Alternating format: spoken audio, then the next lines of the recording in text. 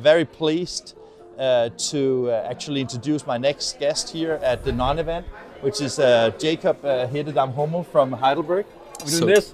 Great to see you. Good to see you. Yeah. Thank you, Mona. I hope you're enjoying yourself here at our first non-event. It's excellent. Thank you. It's brilliant. That's it's great. nice to meet other people from the industry. Yeah.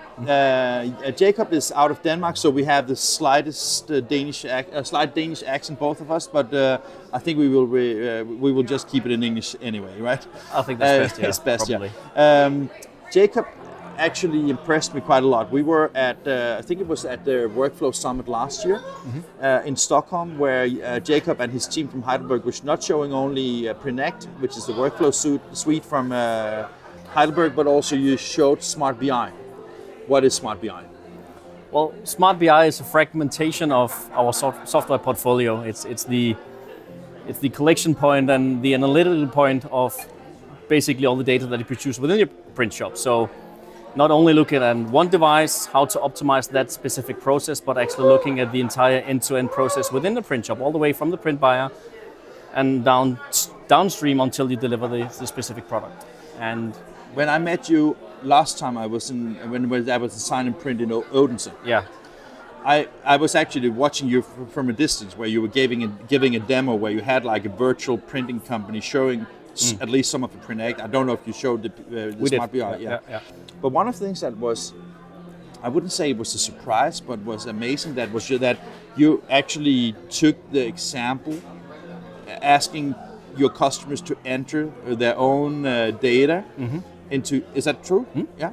So you actually, when you did a demonstration of Prinnect and Smart BI, you gave it based on like metadata from a customer's own printing shop. Sitting with their own data. It's always easier to explain an issue and explain a solution when they actually can recognize, okay, this is actually me, and I can see where I'm getting at. So when you put in these data that people delivers to you, do most people grasp this right away, that they see something that has that value, or is it something that you need to work on as well?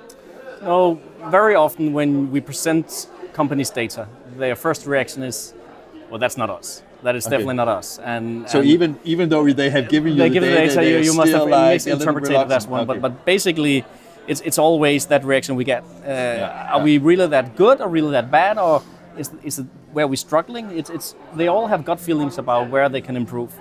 But when you actually, and we should have talked about this 10 years ago. That's the conversation we had. But now that we are able to actually say, this is the proof of where you're bleeding, and this is where you should improve. It's like, oh, that was not my gut feeling. I thought it was here that we actually had the biggest issues. Then I have to ask you a question, because when you show that kind of information based on, I think there's been put a lot of hours into developing software that can actually interpret those data. What is your experience when people then implement your software? Do they see the same results, or is that differs a lot from the simulated world? Or well, often, and 9 out of 10 in our little industry here, it's the main pain points are similar all over the world. So you have a lot of similarities all over. It's like we have an industry list of pain points. It's like a standard. Where are we bleeding? And it's just like, because our mindset is so locked into different processes, we are still working in silos, which means we often have the same problems. And it's much more easy to understand where the problems are if you can show them and you can actually prove them by data. And that is, we all knew the problems were there. Now we can just exactly say, this is where you are really bleeding. That's where you need to improve. But then when you implement the software and you get it into the printing company and they can see this is where my pain point is, are they able to work on it and make it happen? Well, it's so not, they see the results. They see results, and it's an enabler into selling them. Don't get me wrong here, but selling them additional software. Yeah. Because 99% of the issues can be fixed today by software solutions. And that is why Heidelberg not just developed the Smart BI, so the BI part of what is needed within a print shop. We actually developed a whole concept of how to improve a print shop, which we call the Smart Print Shop, which is the end-to-end concept. So instead of having 200 different pain points, we have 6 key improvement areas. If you look at the price of Smart BI compared to the repayment time of, if you say that most printing companies have the same pain points, what is the repay time? So individually, like every company. So big company, big problems, small company, small problems. Okay, so it's not like you cannot say that if you are. I'm just asking because if the pain points are more or less the same all over the world, I thought that you said that okay, the price of investing is X, and typically we have a repayment time of 6 months, 10 months, 12 months, 5 years, whatever. 2 weeks, sometimes. 2 weeks. Yeah, and so the reason I'm asking is just because that is, I guess that a lot of people, whether it's Prinnect or Smart BI or any of the other smart solutions in the market, I'm just thinking that to some extent I think that one of the obstacles you have as a printer is, okay, I pay this amount of money for this. When can I actually become profitable in that investment? I guess that is one of the reasons why you haven't sold that to every printer in the world is exactly that reason, right? Yeah, and that is of course an ongoing discussion, and we are getting better and better to prove the ROI on those parts. Because you get more and more customers, so you can prove it more and more, like accurate data, right? Exactly, and with the Smart BI as a foundation, with a Prinnect business manager as the software solution to the problems, we have over the last, 1.5 years, sold more than 600 solutions out there exactly to fix those issues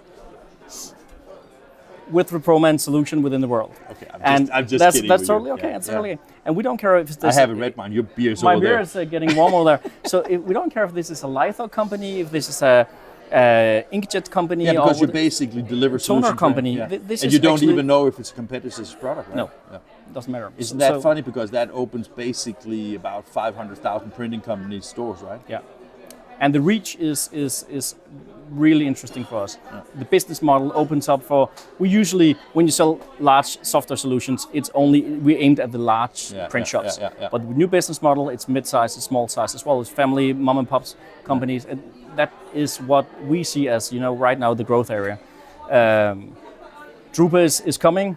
Drupa is coming, and there's I always like those Drupa years because there's really a tension in the industry. There's a vibe in the industry because everybody expects to get something out of it, right? We have something we want to show. We can't show it yet. We can't even talk about. We can maybe relieve something. I can tell you that everybody I've talked to about, we have some really exciting announcements for next year, but we can't tell now. And I said, what a surprise, right? But I'm the software guy, you know this, and I think for the first time ever, I think Drupa will be a software show. Yeah. Because we all have really, really great equipment, production equipment. None of us can make it work without software any longer. No. We can only reach print buyers as well by software. So now this is going to be a software show. It's kind of funny because Fabian Prudhomme from Chili Publish is here. And he said to me earlier today, he said, I'm a software guy. I'm only interested in software. And I said, you should talk to some of the hardware guys because in the old times, it was hardware only and software only. But today it's, in my opinion, it's a fact. You can't live without having both, right? You can't earn money on just having hardware. You can't drive productivity out of hardware without having right infrastructure. And that is today delivered it's not by hands, it's by software. It's by automation. Thank you. Thank you.